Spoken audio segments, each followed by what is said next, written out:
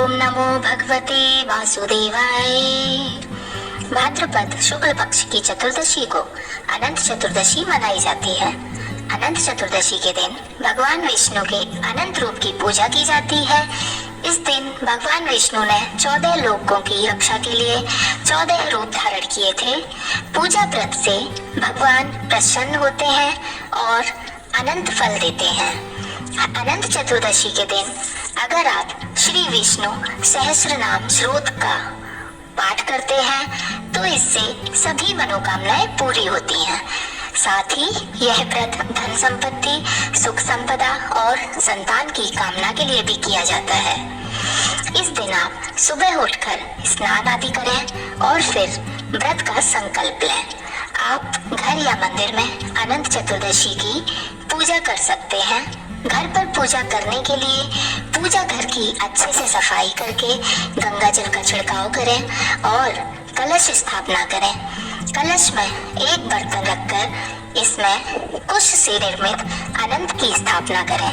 यदि कुश से अनंत बनाना संभव न हो तो आप भगवान विष्णु की तस्वीर भी रख सकते हैं। इसके बाद अनंत सूत्र तैयार करने के लिए एक धागे को कुमकुम, केसर और हल्दी से रंगकर इसमें 14 गांठ लगा दें और इसे भगवान विष्णु की तस्वीर के सामने चढ़ा दीजिए। बहुत समय पहले एक तपस्वी ब्राह्मण था जिसका नाम सुमंत और पत्नी का नाम दीक्षा था। उनकी सुशीला नाम की एक सुंदर और धर्मपरायण कन्या थी। जब सुशीला कुछ बड़ी हुई तो उसकी मां दीक्षा की मृत्यु हो गई। तब उसके पिता सुमंत ने कर्कशा नाम की स्त्री से विवाह कर लिया। कुछ समय बाद ब्राह्मण सुमंत ने अपनी पुत्री सुशीला का विवाह ऋषि कौंडिन्य के साथ करा दिया।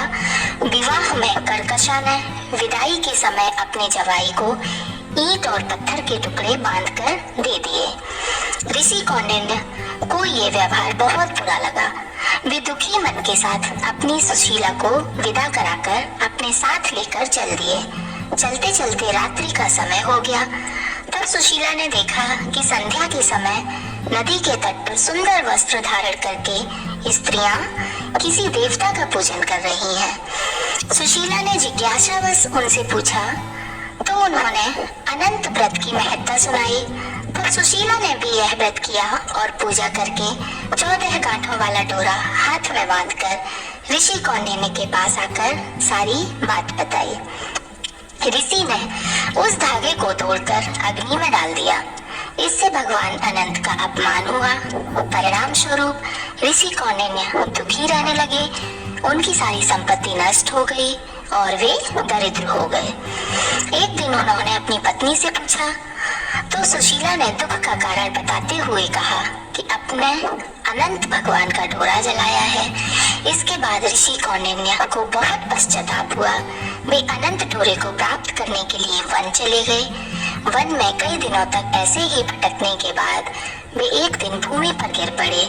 तब भगवान अनंत ने उन्हें दर्शन दिया और कहा कि तुमने मेरा अपमान किया है जिसके कारण तुम्हें इतना कष्ट उठाना पड़ा, लेकिन अब तुमने पश्चाताप कर लिया है। मैं प्रसन्न हूँ। तुम घर जाकर अनंत व्रत को विधि पूर्वक करो।